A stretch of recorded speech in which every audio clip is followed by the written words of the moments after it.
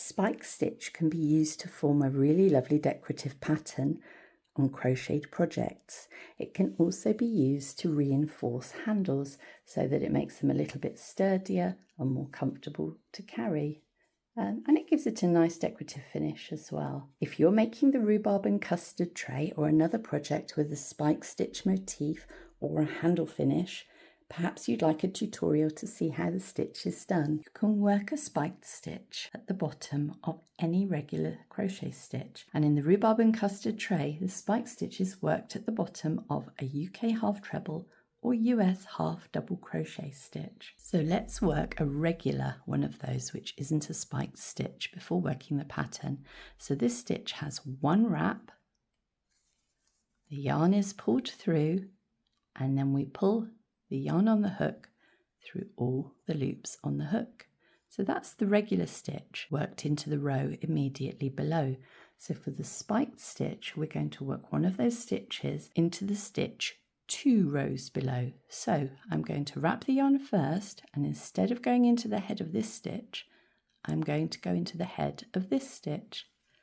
I'll pull the yarn through in the same way, and the main difference is that I need to bring the yarn up to the level of the row that I've just worked, because otherwise it's going to pull the stitch very tight if I don't do that. So be sure to pull the yarn up to the level of the row immediately below the row you're currently working, and then simply pull the yarn through all the loops on the hook. So that's the first of our spiked stitches, and this is worked into the stitch 2 rows below, not the one immediately below.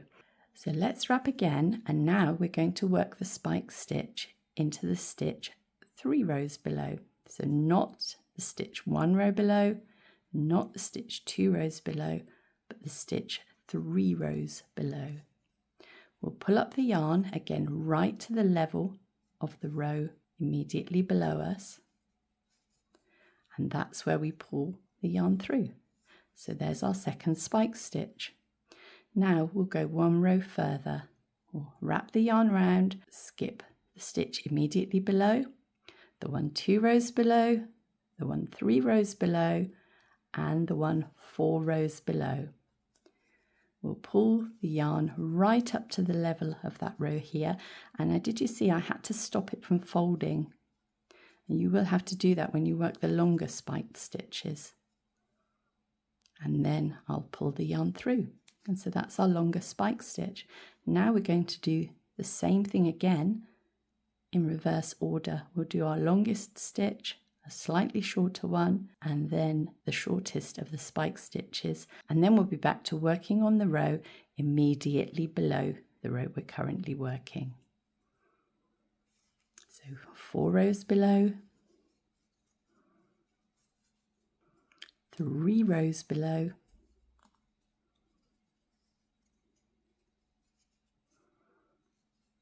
2 rows below, and now we'll work 2 regular stitches before we work the handle.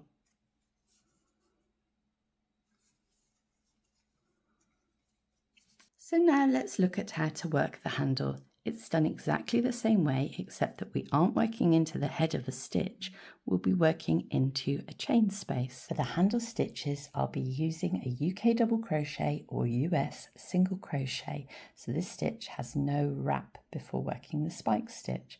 I simply have to pull up the yarn from behind to the correct level, making sure I don't pinch the handle, and pull through.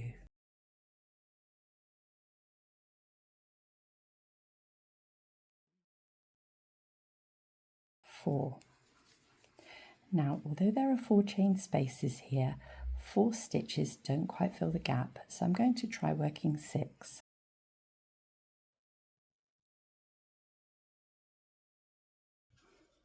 Sometimes you need to rearrange the spike stitches a little bit for them to look neat. Yes, you can see that's going to look much better. We could probably even do a 7th one, but then it might get ruffly at the top, so I think 6 is the best number here. And then we can continue to work our remaining stitches, and this row was worked all in half trebles or half doubles.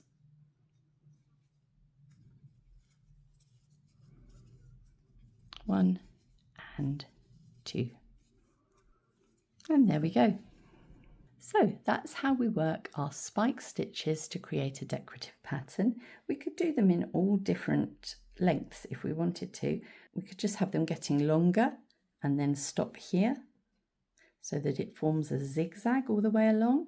We could have more that are the same size, so it forms a gentler curve, maybe 2 of this, 2 of this, 4 or 5 of these, and 2 of each of those. It could even be irregular. You could have these ones forming quite a slow curve and then a sharper curve on the way back, like waves on the beach. Or simply create your own pattern with irregular numbers of the stitches, so to give an unexpected look. You can also see how it finishes the handle really nicely there. That gives a lovely edge to it. You might want to work some slip stitches along the edge just to make that a little bit sturdier too.